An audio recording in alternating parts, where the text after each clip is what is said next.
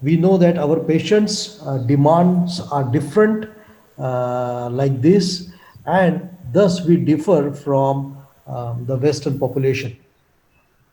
Fracture neck of femur, the story is very typical. Once we fix, and though we think that we have fixed it well, there might be some mistake, some inadvertent thing that might have happened, like here some step is there on lateral. This fracture neck of femur is uh, bundle packed with some potential complications, like here weight bearing was started 3 months later, some collapse in a year's time, avian was very obvious, progressed to collapse and penetration of implant, and then no choice than to replace that particular hip with a arthroplasty. Our patients who would need arthroplasty, again with its designated periodic life expectancy.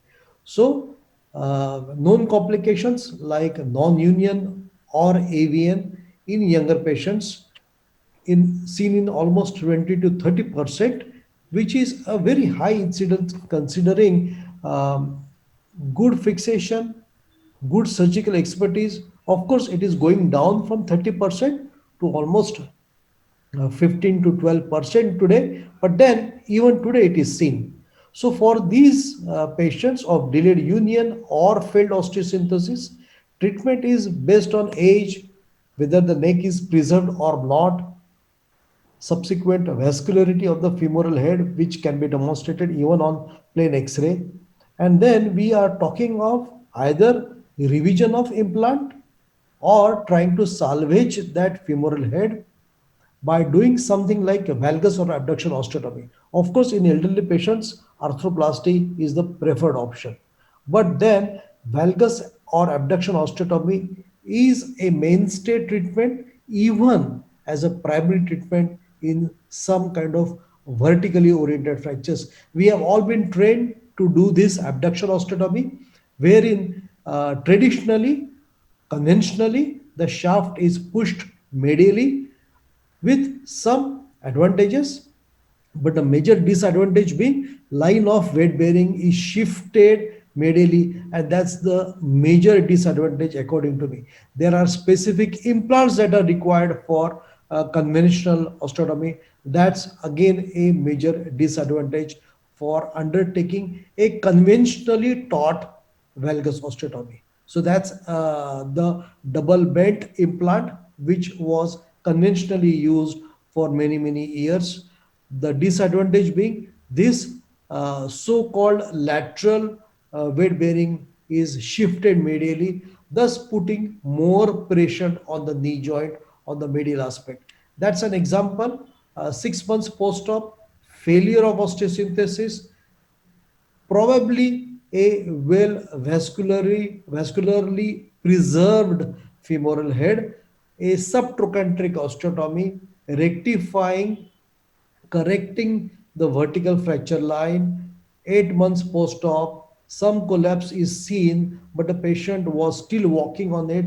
That's 1 year down the line with healing of osteotomy, and it survived for 10 long years in that young patient. Of course, after that, the implant was removed. When I took the patient for a total hip replacement, some cheesy material came out, so I abandoned THR, went back in again after 1 month after microbiology confirmation, and replaced the hip to an uncemented hip. So the disadvantage of a conventional is medial compartment osteoarthritis, which is found in more than 60%. Pre-bent implant is required. Conversion to orthoplasty becomes a little difficult because of shifting of the shaft medially.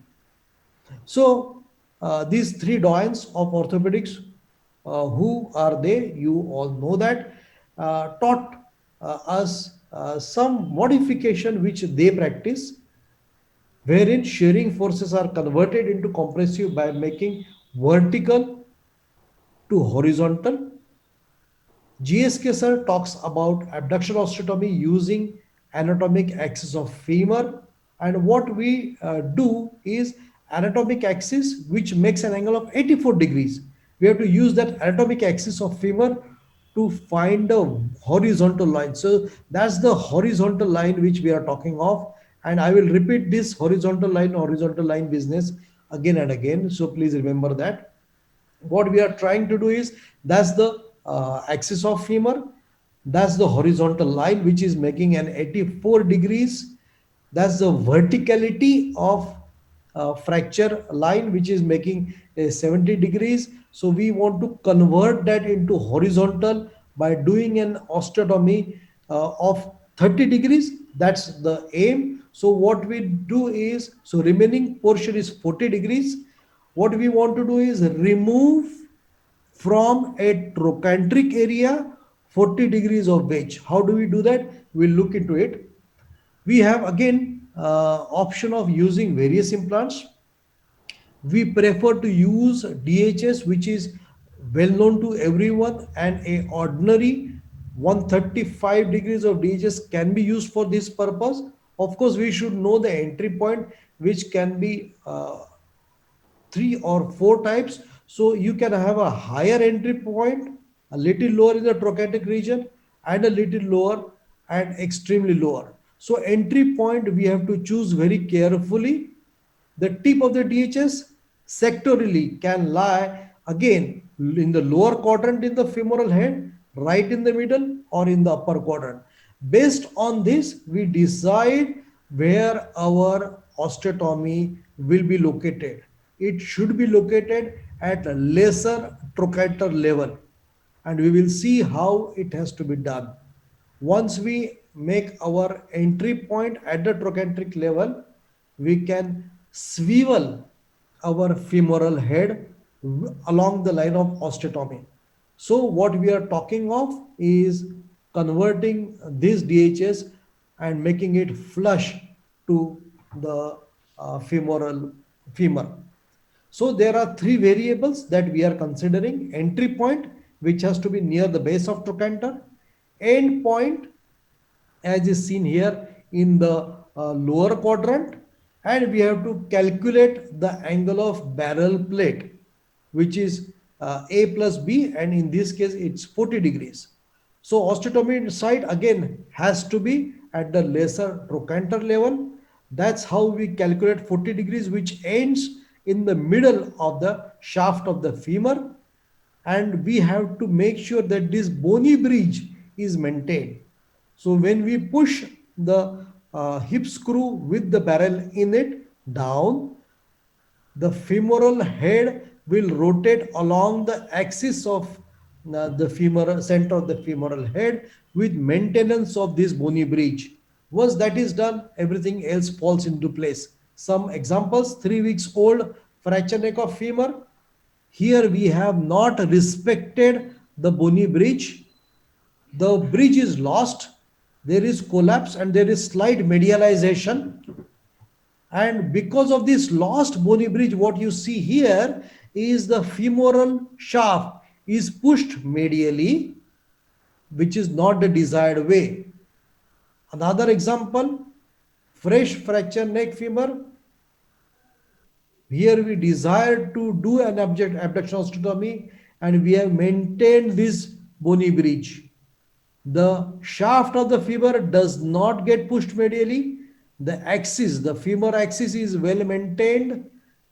The horizontality is achieved from verticality, and there is no further taking good vertical axis. So technical point: restore mechanical axis using principles of angulation and translation that Rorpale has taught us. So that's how he has taught us. So that's the center of femoral head. That should be considered as the axis where we will tilt the proximal fragment after osteotomy. That's how it is done, by doing abduction of the lower limb, pushing the DHS down to create that effective horizontality. Bony bridge is maintained. Intertrochanteric osteotomy is preferred to earlier, which I demonstrated subtrochanteric osteotomy, because it's cancellous bone, so faster healing, better correction, And if at all we decide to convert into total hip replacement, a trochanteric osteotomy can be easily, because you have maintained the verticality, the axis of the shaft of femur. So without any much changes, it can be converted into total hip replacement very easily after removal of implant. Trochanter is brought down, so you have that abductor muscles been put to use. Disadvantage: pressure on the femoral head, some pain, some amount of limb length discrepancy. But all these things are preventable if you are accurate in measuring. Example: 32-year young guy, ipsilateral neck and shaft of femur both went into non-union. That's how it was.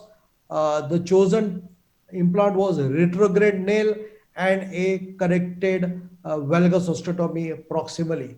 Look at the great union and salvage of femoral head that's been achieved. 45-year-old Indian tribal, 1 month old fracture, vertical fracture, well maintained bony bridge there, horizontality achieved, good union. 3 month old fracture, untreated, some amount of neck resorption is there. Again, after a well established osteotomy and a good healing. Normal DHS, normal screws, normal implant that we are all used to. Fracture neck femur, 1 month old, untreated. Look at the verticality. X-ray will demonstrate preservance of trabecular pattern, and that's an effective abduction osteotomy with DHS. 45-year-old, 6 month old, established non-union. Look at the amount of neck resorption that is seen. Look at the immediate post-op after correction. I was actually shocked to see on the lateral the huge amount of neck resorption that was seen. I was so skeptical, but it started throwing callus. Once the mechanics are corrected, it will all fall into place and will give rise to good bony union. Non-union with broken implants treated with osteotomy. Some implant were removed, some were impossible to remove. I thought I will really curate out the good femoral head. I left it like that. Good healing, good bony union, good osteotomy union. Advantages: DHS seems to be simpler, reproducible, useful salvage method for younger patients.